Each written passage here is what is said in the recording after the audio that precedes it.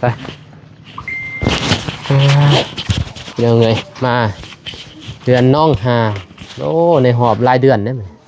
บ่ได้มาพี่น้องเลยว่าน้องกัน สบายดีเด้อพี่น้องเด้อ สบายเด้อพี่น้อง สบายดีเด้อ หอบรายเดือนแล้วบ่ได้มา บ่มากันบ่เจ้าเลย บ่ได้มาเลยแต่มาแต่ต้นย่อพุ่น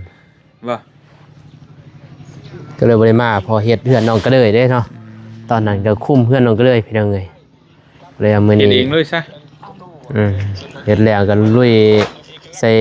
ห้องน้ำต่อพี่น้องเลย เฮ็ดเองเลยกับเบาตูนเบาโกเพราะว่ามันยังเกินว่าบ่ทันแล้วแหละเพราะบ่ได้มีงบบ่มีเงินสิจ้างเขาพี่น้องเนาะเฮ็ดก็เลยว่าซอยๆทางผู้ใหญ่เพิ่นนำแน่น่ะ โดย เฮาก็อันใดมันพอแบ่งทางผู้ใหญ่เพิ่นนิดนึงเฮาก็เฮ็ดพอเฮ็ดได้เฮาก็เฮ็ดไปเลยพี่น้องเนาะพอซอยๆเพิ่นพออีต้นเพิ่นคือกันเพิ่นก็ซอยเรื่อยๆแบบนี้มันก็บ่มีกันนะอันลายทานมามันเกินว่าผู้นี้ผู้นั้นก็ใครแน่นะเพิ่นก็เฮาก็บ่มีพี่น้องเนาะผู้ใหญ่บ่หลายนะทางบ่าวนงก็เพิ่นก็เงินก็หมดบัดนี้บ่าวนงก็เลยว่าได้ซ้ำแต่ว่ามันบ่มีบ่าวโน้ก็สิซอยนอกเพิ่นดอกว่าตอนนี้บ่มีบ่าวโน้เองก็จกเงินเองแหละพี่น้องเอ้ยซอยเพิ่นพอมันพอได้มีบอนทายนี่นะดีกว่าเพิ่นสิแล่นเข้าป่า ดีใจนำเนาะเฮ็ดนี่ก็ถูกต้องแล้วก็ทางเบาอนงอยู่ทางพุ่นนี่บ่เจ็บก็อยู่พี่นี่ก็แบ่ง แบ่งกัน เพราะว่ากระจุกหม่องเดียวมันก็ได้แต่ดังเดียวเฮากระจายก็ได้หลายดังก็นี่แหละก็ดีๆพอสิมามันก็ค่ำไปดิเฮาเฮ็ดมันบ่แม่นว่าสิเฮ็ดง่ายๆเด้เฮ็ด เนาะพร้อมในบ่ติแหละค่ำมืดฝนตกฝนลิ้นแน่ก็ ดนเด้เฮาเฮ็ดก็เป็นชั่วโมงพุ่นแหละแม่นว่าจับกันคือเฮาถ่ายก็ได้เนาะถ่ายจอดแล้วก็ไปนะอันนี้เฮาเฮ็ดเด้มันก็สิแบ่งเวลามาพี่ก็บ่ได้นี่แต่ท่านว่าเจ็บเพิ่นก็สิไปพุ่นก็บ่ได้เพิ่นมันก็ต้องเพิ่นก็เฮ็ดอยู่นี่ให้มันอัปเดตให้พ่อแม่พี่น้องเพิ่นเบิ่งศึกษามันก็เลยว่า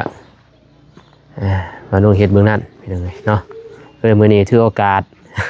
มาต้นแล้วเนาะทางบ่เจ็บเพิ่นเฮ็ดเบื้องนี้คนเดียวเลยเพิ่นเฮ็ดพี่น้องเอ้ยเนาะ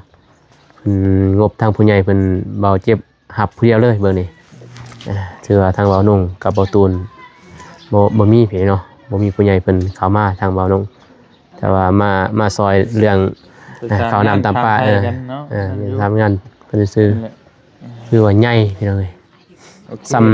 บูรณ์แบบซ้ำกันกับเพื่อนน้องก็เลยแล้วแต่ว่าแบบทรงมันต่างกันซื่อแต่หัวทรงนี่ก็ซ้ำกันถือว่าโอ้คักซีนี่เนาะเรื่องถามเบิ่งน้องเพิ่นจังหน่อยบ่ มันอยู่ไหนบ่เข้ามาก็ถามเบิ่งโดยถามเบิ่งน้องเพิ่น เข้าไปพุ่นบ่ บ่แล้วก็สิถามเจ้านี่แหละถาม คือว่า พอได้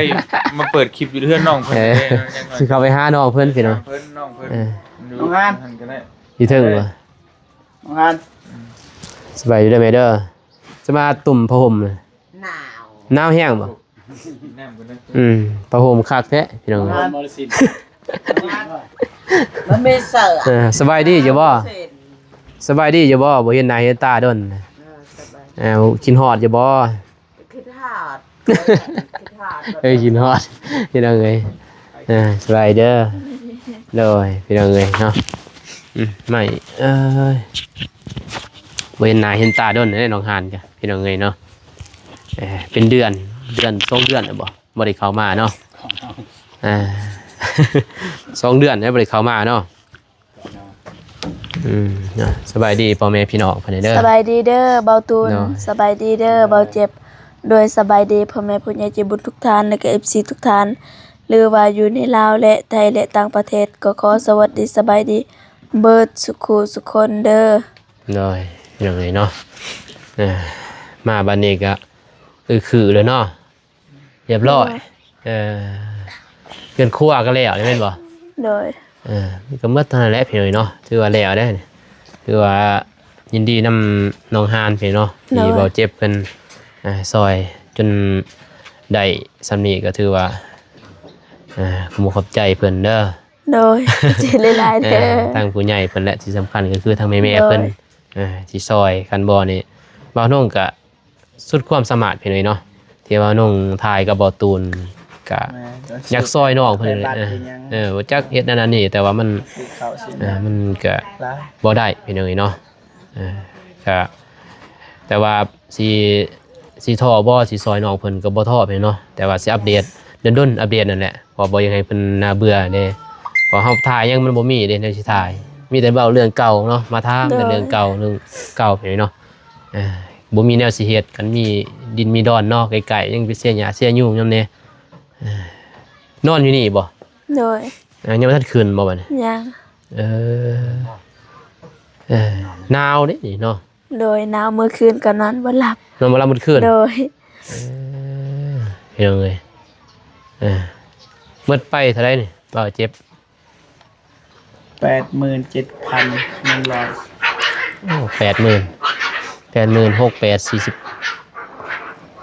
ลายเนาะ50เนาะ50ปลายล้าน50ปลาย50ล้านนี่ก็ดีเด้ 87,217 บาท 50 60ล้านนั่นแหละ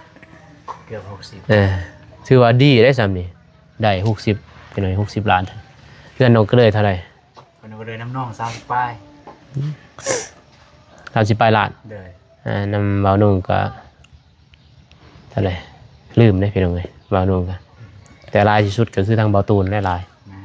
บ่าวนุ่งมีแต่เล็กน้อยๆซื้อ เพิ่นก็เด้อดีแต่ว่าแบบเครื่องยังเยอะเลย มันมีหมดแต่เด้เพิ่นแต่ว่าบ่มันหมดบ่หลายมีแต่ค่าสร้างกับวงประตูอีสังอ่ะนะสังกะสีซื้อเท่านั้นเล็กน้อยซื้อแต่ใกล้นั้นเพิ่นมีหมดแล้วไม่ซื้อหรอกซื้อละเพิ่นมีหมดบัดนี้ มีเบิดเลย ซื้อละก็มีเด้ถือว่าไว้พี่น้องเอ้ยพองบบ่หลายน้องหานหลายกว่าเนาะน้องหานหลายกว่าเพราะว่ามันใส่มันบ่มีเด้น็อตแนทซั่งเด้เกินมาพี่น้องเอ้ยจักมื้อสิขึ้นมันบ่เตียงเพิ่นก็มอบให้แล้วบัดยังหาเงินค้ำบ่ โดย มันต้องใส่รายเติบได้พี่น้องเอ้ยเนาะขึ้นเฮือนนี่ก็เฮ็ดน้อยๆอยู่ก็แต่ประมาณอยู่ 10,000 นี่แหละ 10,000 ประมาณนั้นเนาะน้อยแต่ว่าประมาณนั้น ขึ้นพอจะแล้วขนาดแบบประมาณจากล้าน ประมาณ 10,000นี่แหละว่า 6ล้านเนาะ แบบ พอจะแล้ว ส่วนว่าเฮาเว้าแบบตรงๆแหละฮีดของเขาก็ต้องได้ซื้อนั่นซื้อนี่นะที่เฮาปฏิเสธบ่ได้ มันปฏิเสธบ่ได้แต่ว่าฮีดมันต้องได้ซื้อพี่น้องเอ้ยเนาะคือน้องก็เด้อก็ยังได้ซื้อนะแต่ว่ามันก็น้องก็เด้อก็ประมาณ 10,000 กันเนาะ ประมาณนั้น คนซอยดิก็ประมาณนั้นก็น้องก็เลยก็ขึ้นแบบปุดวัดเลยเนาะก็สำได้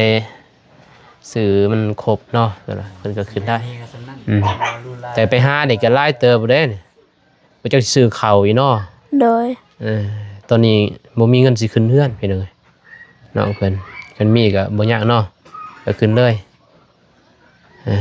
ที่จริงน้องเพิ่นก็จะขึ้นแต่ว่ากาขึ้นตะลึงเลย โอ้ อยากมอบแต่ดนนะ เงินก็มีแล้วบ่ขึ้นเฮือน บ่มี บ่มีแล้ว แต่ว่ามอบนี่ก็คันบ่มีก็บ่ได้ขึ้นเนาะคือเก่า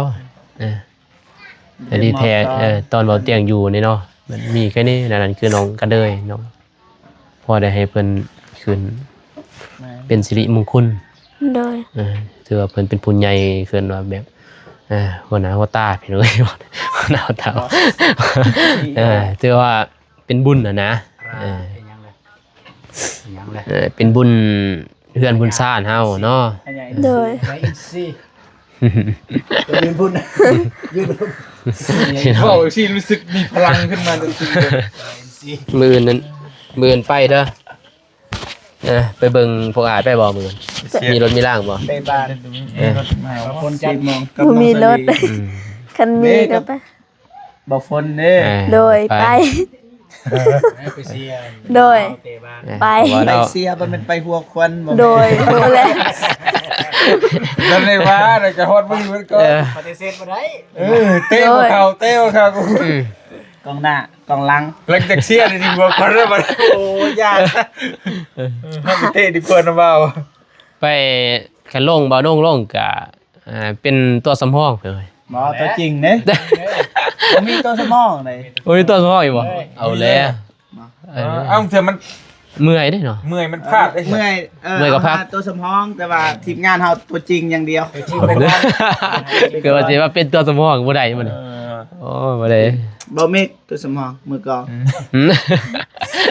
ให้น้องเมฆจับกล่องเนาะ บ่ไหวลีก็เปลี่ยนเครื่องใส่ลง พี่น้องเอ้ยมีแต่รุ่นกันมื้ออื่นพุ่นแหละพี่น้องเอ้ยเนาะ บ่ได้นั่นเด้ก็เช้าแมตต์ละเช้านาทีบ่ จากแม็ก2บ่ ละ2บ่ สอง ก็40 2ตังค์ หรือว่าอยากได้15ก็ได้ โอ้เช้าก็ได้พอดีงาม ให้พ่อ15 พอดี งาม เมื่อยเด้เอ้านี่มีแต่ทีมงานบ่ได้แล่นเบิด มันบ่ได้หัดกายเนาะ อย่ามันเฮาเมื่อยเฮาก็นั่งก็ให้เขาเล่น เป็นหยังเนาะ ขอเวลาน้องนะ บ่กูบ่ได้เฮาเมื่อยเฮาเล่นบ่ไหวแล้วก็นั่งไปเลย ก็นั่ง จะมีหิ้งไปจะไปตายบ่กู ใส่หยุดตึ้มตึ้มอยู่หั่นรัดอย่างเดียว มันบ่ได้เตะได้พี่น้องเอ้ยเนาะบ่าวน้องก็ โอ้ 10ปลายปีแหละ เดี๋ยวว่าติบานเถาะย่างขึ้นโน่นนี่คนยังหอบเลย ขึ้นเรือนนั่นเนาะโน่นส่วนน้องเดิมมันก็พอแล้วมันก็ยังดึงกัน อันนี้มันต้องวอร์มร่างกายให้มันฟิตนะ นี่ ก่อนจังได้แต่อันนี้ก็บ่ได้ซีเรียสดอกพี่น้องเอ้ย เราก็บ่ได้แข่งอีหยังเนาะ ดีแลกร่างกายมันม่วนซื่นแบบนี้นี่ซื่อ ให้มีซีซั่น ผ่อน ซื่อ คลายก็บ่ได้อีหยังนะแพ้ชนะก็บ่ได้ว่าหยังดอกพี่ ๆเพ น้อง ราะว่า FC ก็อยากเบิ่งแบบนี้บ่เห็นในมุมที่เบาเตียงมาเตะบ้าน เทื่ออะไรก็เห็น YouTube มัน แม่นแหละ 6 7อันนะฮะ5-6 ปี บ่ได้เคยเตะตะกร้อบ่ได้เคยเตะบานได้หยัง แล้วเพิ่นก็ยัง และครั้งแรกนั่นนี่ เพิ่นก็เห็นมาเห็นอยู่ลาวใต้พี่น้อง นี่ยังก็เห็นอยู่ลาวใต้เบิดบัด พิ นี้ เศษสุดในดาวใต้เรื่องเนาะอ่า มื้ออื่นเจอกัน เจอกันแน่นอน FC ทัวร์ ปัดให้เตียงยิง รอไปหยังเนาะ รอแล้ว กลับไปกลับมาหยัง ให้มันได้10ลูกซะ โอ้ยระวังเนาะ10เนาะ ลูกหนึงให้มันรอดบอกว่าให้ได้ยิง10ลูกแต่จะสิเข้าทุกลูกหรือบ่บ่ฮู้นะ ลูกหนึง2ลูกก็เอาแล้วยังไง เอากูนี่ ตัวตึงวะ มือหับ อ่ามากำลังเพิ่นยังไงเนาะ หมวกกันน็อกบ่อยากเข้ากันเขารถไปเลย มันต้องไม่บากเนาะต้องมีบากไม่บากได้เพิ่นว่าเว้าผิดได้ ลำบาก เออ ลำบากนี่ สบายดีเด้อเบาโก เออ แต่บ่ลำบาก อืม พร้อมยัง พร้อมด้วยป่ะ บ่น่ะประตูเฮานี่ก็ชี้เฮงๆจะได้บ่ฮู้ อืม บ่ลื่นกันกับบ่ตูนบ่ แหงๆหมด เล่น เนาะ เก่งอยู่นี่ไอ้เล่นก็เก่งเนาะ โตหน่อยเนาะเอาหน่อยยอมเลยคือกันเลย เล่นเจ็บคายยังเจ็บ มีแต่รุ่นกันมืออื่นนั่นแหละว่าจะได้ อืม มันสิเป็นออกมาแบบใดพี่น้องเอ้ยเนาะ 15ศูนย์ สิมาต่อสู้ โพดโพดเด้ เอายิงเขา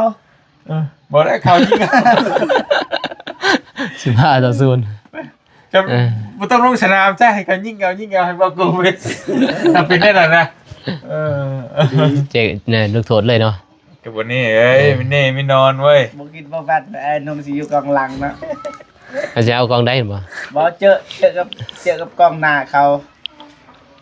แล้วก็จะไปเตียงนั่นแหละอ่าก ระเบิงก้อนเนาะ เขาก็เตะเอาทองไปนาด้วยกันนั่นแหละ ไปเอาทองไปล้างวันนี้ เอาทองไปก่อน แต่ก็นักอยู่ได้พี่น้องเอ้ยเนาะกองล่างมันน่ากลัวกองหน้านี่ ให้เปรียบได้ไอ้สิบอกบ่พอจะเอาพุ่งตำรถตุ่มรถเอาตัวใหญ่เลย เวลาลมก็บ่เจ็บ บ่เจ็บอีก เอาลูกทองลูกก่อน เนี่ยก็เอาพุ่งตำดมเอาพุ่งเด้อไปเลยนะตำไปเลย เอาทองลงก่อนเนาะ บอกไอ้ก็บ่พ้นเนาะสูสีเนาะดูเดือด โตเนาะ ลงแล้วนี่ โตเนาะ เจ้า บ่ได้นอนนี่ลงแล้วลงแล้วลงแล้ว บ่ได้นอนนี่บ่ได้นอน4เดือนเด้อที่ไหนนี่ก็10ปลายวันเลย นี่มี FC ใช่ คอมเมนต์มาได้ป่ะ สู้ๆสิไปเบิ่งมื้ออื่นเบิ่ง4นาที จ้าเดี๋ยวสิไปแซมเ ไปเสียอีกเห็นเบิดเลย เห็นหมดบ่โอ้ไวว่ะ ไผ่เฮ็ดน้ำไผ่แสดงว่า เออ 14บ่เจ็บซะ เนาะนี่นอนดีๆ150 มีแต่มื้ออื่นพุ่นแหละพี่น้องเอ้ยเนาะไปเบิ่งเมืองว่าไผสินั่นสิชนะเนาะ เลย แต่พวกอ้ายนี่บ่หวังชนะหรอกพี่น้องเนาะ หวังว่า เน้น ได้ เข้าร่วม โอ้ชนะว่างแชมป์นะ โอ้วางเสียบ แห้งนักอ่ะไปพี่น้องเอ๋ยเนาะเจ้าหน้าที่15บ่ได้แล้ว ได้แล้วบ่ เบิ่งไปเบิ่งเพื่อนก็ได้ขึ้นเบิ่งเพื่อนเบิ่งซ่าน ไปถ้า ไป เบาต้องขึ้นเบิ่งนี่ เบิ่งเพื่อนเบิ่งซ่านก่อนพี่น้องเอ๋ยเนาะ เปิดห้องได้ ยังเลยเนาะ เปิดเบิ่งห้องนี่ โอเคเบิ่งห้องเบิ่งยังนอนแล้วบ่จักเนาะแม่เนาะยิ้มเลยเออ tội nhớ tội mà tặc thật บ่เห็นหน้าดนแล้วก็ยิ้มเลยพี่น้องเอ้ยนั่นเห็นบ่ได้มาเอาลงบ่ได้ลงมา จนสิได้เท่าไรแหละพี่น้องเอ้ยเนาะโธ่พูนบ่ห้อง rồi เก็บเครื่องเก็บของเขาแล้วบ่อืมห้องเดียวเนาะ rồi เห็นอยู่บ่เปิดแฟลชติใส่กล่องหนึงโอเคคักๆพี่น้องไผสินอนอยู่ดิ พ่อกับแม่ ให้พ่อแม่นอน rồi ดีแล้วหักคอหักแม่ให้บนที่อุ่นๆไปเนาะกตัญญูต่อพ่อต่อแม่อันใดก็เจริญคือระบาบอกเด้อ rồi สิทุกข์สิยากกับพ่อแม่เฮาเด้ให้เพิ่นนอนได้เฮือนได้ซ่านมันดีสำนี้ก็ให้เพิ่นอยู่บนอุ่นไปเนาะคักแล้วทางผู้ใหญ่ทางบ่เจ็บเพิ่นไปเนาะซอยบ่นุ่งก็นึกซอยน้องเพิ่นแหละแต่มันก็เฮ็ดจังไดมันแล้วแต่โชคชะตาเนาะทุกสิ่งทุกอย่างนั่นแหละล้วนแต่มีโชคขึ้นว่ามันถึกชะตาผู้ใดผู้นั้นก็ได้ไว้แม่นบ่ rồi คือน้องซารีแรกๆนี่คิดน้องฮานนี่กับน้องซารีซ้ำกันน้องเดิมเกิดมาแต่ว่าน้องบองน้องเดยน้ำหลังสุดแหละน้องก็เลยคิดสิบ่ได้ดอกพี่น้องเนาะน้องก็เลยนี่บ่าวน้องคิดว่าแบบเดียวน้องฮานนี่แหละสิบ่ได้แต่ว่ามันแล้วแต่โชคอันแหละเนาะแล้วแต่บุญเฮาเคยเฮ็ดมาเห็นบ่ rồi คือน้องก็บุญเฮ็ดมาซาเด้มันก็คอยมาบ่แม่นว่าสิโทษตัวเองก็บ่ได้เนาะมันคอยมามันคอยมาเด้ที่สำคัญก็คือแม่เพิ่นแม่บ่ทางบ่เจ็บเพิ่นเด้อ rồi ที่เพิ่นบ่ทิมบ่ปะเพิ่นซอยจนเต็มที่ไปเลยเนาะจนมาได้ใหญ่ซำนี้ก็ถือว่าโอ้คือบ่แม่นว่าดูถูกทางครอบครัวน้องเพิ่นดอกไปเลยเนาะเพิ่นหามาจนพอแล้วก็จนลูกเราก็จนหาคนบ่เนาะ rồi hạ con จนใหญ่เมื่อเป็น2เป็น20เลยพอเนาะก็ยังบ่ได้พี่น้องเอ้ยคันบ่มีผู้ใหญ่เพิ่นก็คือแนวนี้แหละพี่น้องเอ้ยเนาะมีแต่รักษาอนามัยนั่นเด้อ rồi ทางบ่เที่ยงเพิ่นก็มอบให้ทางบ่เจ็บเพิ่นก็มอบให้แล้วมีแต่มันรักษาอนามัยเกินว่าเฮือนซ่านั่นแหละดนๆปุ่นแหละทางนาบ่าวสั่งกับยามายามบ่แม่นว่าสิมาคู่มือได้บัดนี้ยินบ่ rồi คือน้องซารีเห็นบ่บ่าวเฮ็ดแล้วก็บ่แม่นสิได้มาบ่แม่นว่าคือตะกี้ได้พี่น้องเนาะสิมาเรื่อยๆบ่ได้มาแล้วบนนี้แล้วบ่น้องก็สิไปซอยบนใหม่ซอยไปเลยยินบ่ rồi แต่ว่าโดนๆเพิ่นแหละสิมาเยี่ยมมายามเจ็บเป็นอินอุนบ่หูข่าวค่าจังได๋มาแม่นบ่บ่ตูนบ่แม่นว่าสิทีมสิปะเลยตลอดก็บ่พี่เนาะ rồi FC เพิ่น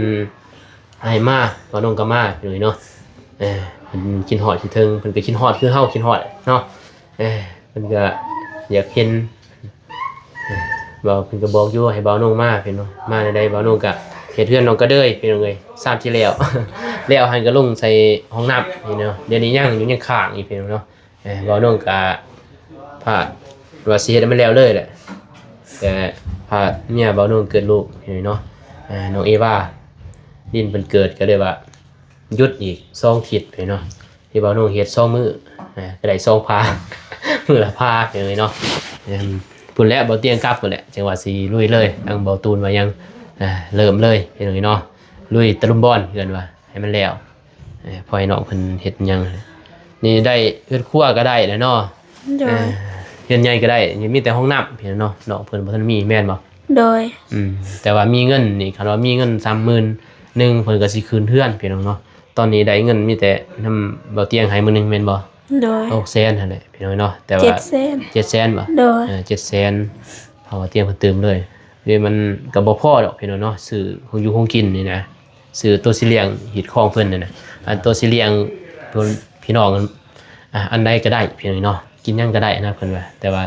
อันตัวมันจำเป็นก็คือหีดคองเพิ่นมันแล้วก็ขึ้นมาได้นอนได้แม่นบ่พอก็ถือว่ามันยังอีกบ่ดนเป็นหยังคือไห้เลย คิดดีใจบ่ โดยดีใจ ได้แล้วเว้ยดีใจนำเลยพี่น้องเรียกแดกกับเจน้ำเจยุงเนาะว่าสิบ่ได้อยู่สิได้เซย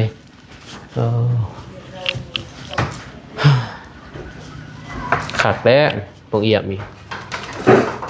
ก็ติดเลยเดี๋ยวมันซีบ่ มันติด โอ้สีติดแห้งแฮะ เปิดก่อนเปิดเลย เปิดไว้เด้อบัดซียังเด้อมันติดซีบ่ฮะแม่นบ่เบิ่งก่อนเบิ่ง ติดซีเปิดเลยง่าย โอ้ยแม่นอะลีได้ซี ซี ซีลี เริ่มเปิดกัน เปิดไว้มันแห้งแล้วก็ยังให้มันแห้งเบิดพี่น้องเอ้ยเนาะจัง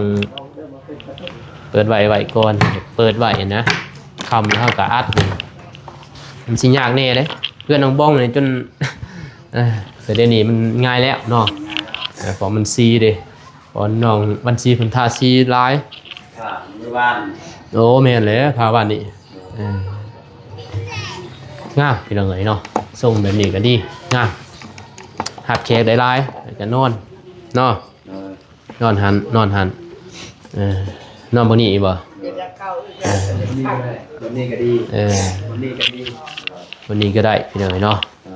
ก็น้อยๆเด้คนหนึงก็ได้ย่างเขากินหัวไปทางฝุ่นพี่นอนเซยได้ก็ได้นะมันมีแหละดีใจนำเด้อน้องหาเด้อ โดย คิดบ่ว่าสิได้มาฮอด บ่ บ่ เคยคิดว่าอยากได้เฮือน แต่ว่าบ่เคยคิดว่าสิได้ ลมผุบลมผาบเนาะ เลย บ่จักนี่ลอยไปเนาะความบ่าวโนอยู่ต้นไปซอยน้องซารีนี่บ่ได้หลายเทื่อเลยพี่น้องไปซอยนั่นแหละแบบอยากได้เฮือนคือหมู่นั่นแหละบ่าวโนก็บอกว่าถ้าเราอยากได้เฮาก็ต้องมีความอดทนนั่นแหละให้ทั้งผู้ใหญ่เพิ่นเห็นว่าเฮามีความดุมันซำใดก็ไปซอยผู้นั้นผู้นี้ไปเนาะบ่าวโนดึงเพิ่นไปแหละซอยน้องซารีขุดนั้นขุดนี้ซอยแบกไม้แบกตอกก็อยากซอยน้องเพิ่นแหละแต่ว่ามันก็บ่เป็นหยังไปเนาะแต่นี่เพิ่นก็ได้เด้มีผู้ใหญ่เพิ่นเข้าทางเบาเจ็บก็ถือว่าดีพี่น้องเนาะถือว่าน้องเพิ่นได้แต่ตอนนั้นน่ะบ่าวโนว่าสิเฮ็ดให้น้องแหละแต่มันหลายสิ่งหลายอย่างเนาะ เลย อุปสรรคหลายเด้น้องหานเพิ่น บ่คือว่าสิมาฮอดมื้อนี้คือว่าวันนี้ได้ก็ดีใจนำน้องเพิ่นไปตั้งนาทีเลย22เนี่ยเด้อพอเด้อสิกลับก่อนไหมเด้อมีแต่อยู่ดีมีแห้งและได้เฮือนได้ซ่านใหม่เด้อมีแต่ให้มีแต่ความสุขความเจริญแหละมาอยู่เฮือนอยู่ซ่านนั่นแหละมีแต่สิ่งดีๆเด้อเข้ามาเฮือนมาซ่านเพิ่นว่าโรคไฟไข้เจ็บที่เคยเป็นเคยหยังก็ขอให้ส่งให้เศร้าทั้งแม่ทั้งพ่อและโดยนาเบาก็คือกัน โด เด้อย จักสิว่าไปเนาะดีใจนำน้องเพิ่น สบายดีแม่เด้อบ่คิดว่าสิได้มานี่ก็ซอยหลายอย่างพี่น้องเนาะได้สำนี้ก็ดีแล้วมีแต่บัดหน้าเฮ็ดห้องน้ำห้องในเพียงให้เนาะ เลย มีห้องน้ำแต่ก็ผู้ใหญ่ทางบ่อเจ็บเพิ่นก็สิซอยแล้วบางทีเพียงเนาะห้องน้ำห้องน้ำถ้ามี ถ้ามีงบที่โรงงานมีไฟเฮ็ดก็ ขอพวกอ้ายเด้อ โดย โรงงานแล้ว เรียนเฮือนน้องสลี โดยงามเด้ เฮ็ดซ้ำเฮ็ดได้พี่น้อยเนาะมันว่าใช้มันงามบ่งามดอกเพราะเฮาบ่แม่นสร้างFC เพิ่นก็ว่าเลยเพิ่นก็ฮู้อยู่แหละพี่น้องเนาะว่าเฮามันบ่แม่นสร้างเพิ่นก็เพิ่นก็บ่ได้ว่าหยัง ห้องน้ำเอ้ยบองไผเฮ็ด ตอนนั้นมันชาวบ้านเพิ่นเนาะ งามเด้ งามบ่ โดย แบบนั้นบ่ มาก แต่ว่าทางผู้อ้ายเฮ็ดมันบ่งามพี่น้องเอ้ยเนาะ งามคือกัน มันกูรูกากาดอันนั้นเนาะมันสิเพียงลิงคือสร้างบ่ได้แต่ว่าเฮ็ดเพียงมันยุ่นพอได้ถ่ายนะ คือน้องก็เลยตะกี้จังมานุ่งซื้อไผบัตรมาออกนะเห็นบ่บ่มีหยังได้เปิดไฟเด้บ่เห็นหยังเห็นถ้ามานั่งก็นั่งเห็นนั่นแหละสงบอยู่หั่นน้องก็เลยอ้ายก็เลยโอ้ยโพดโพดอกพี่น้องเอ้ยเนาะก็เลยไปซื้อไผบัตรให้น้องเพิ่นอ้อมกับบ่ตูนเอาไว้เนาะ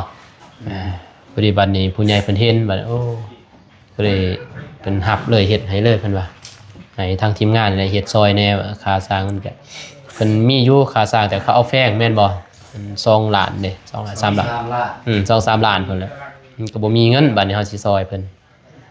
ก็เลยบ่เป็นหยังเลยเนาะไปนี่หันเด้อ โดยขอบใจหลายๆเด้อ โดย ขอบใจเบาตุนหลายๆเด้อ โดย เดินทางปลอดภัยเด้อคอยไปคอยมา โดย สาธุ สาธุนั่นแหละจังได๋ก็อยู่ดีมีแรงเด้อ โดย ดีใจนำนั่นแหละพี่น้องเอ้ยเนาะมื้อใดขึ้นก็บอกพวกอ้ายแน่ โดย ว่าจะสิมาบ่มีหยังดอกมาเยี่ยมมายามนั่นยินดีนำนั่นแหละเด้อ โดย สู้ๆต่อไป โดย ได้เงินได้ซ่าแหละมีแต่หาเงินหาคำซื้อข้าวซื้อน้ำได้บัดนี้ โด เลี้ยง ย พ่อเลี้ยงแม่พี่น้องเอ้ยกลับก่อนเด้อ โดย ไปพี่น้องเอ้ยเนาะมาไม่อ่ะคำผู้ที่คำแหละเมื่อเหือนเนาะหรือเข้าไปหาน้องบ้องคนแหละแม่นบ่ทางบ่ตูนก็ได้กินฮอดผู้สาวไว้เด้พี่น้องเอ้ยไปพี่น้องเอ้ยเดินทางกลับก่อนบ้านนี่เอ้ยลูกไผตัวนี้ น้องสลี น้องสลีป่ะ ด้วย ลืมหมดเลยครับ โพสิตีน้องนั่นน่ะ บ่แกงขี้ใส่ป่ะ แกงยีนใจโอ้ย เป็นนักเลงหน่อย ไอเฮือนแล้วก็ซิตีฮอตนี่เนาะ ซิตี้บอลตูนบอกว่าได้นะโอเคพี่น้องเอ้ยเนาะคลิปนี้บ่าวน้องกะสิจบเพียงเท่านี้ก่อนกะขอขอบใจขอบคุณทางผู้ใหญ่ใจบุญทุกท่านเด้อที่เป็นกำลังใจให้ทั้งบ่าวน้องและทีมงานไปเนาะแล้วก็ขอขอบใจทางผู้ใหญ่ใจบุญทางแม่ๆเพิ่นทางบ่าวเจ็บไปเนาะสิช่วยเหลือทางน้องฮานขอขอบใจหลายพี่น้องเนาะขอให้ความสุขนี้จงอยู่ดีมีแห้งเด้อนะความเจ็บจะได้ความไข้จะมีนี่ได้ปรารถนาสิ่งใดขอให้ได้สิ่งนั้นดังสมปรารถนาเด้อพี่น้องเด้อพบกันใหม่คลิปหน้าคลิปนี้ขอกล่าวคำว่าสบายดีพี่น้องไปบ๊ายบายวันนี้เราจะสิเกอร์เลย นี่เองบ๊ายบาย วันนี้นาเลยสิเกอร์พี่น้องเลยบ่าวนุ่มกันไปย่างเหรอ เอากู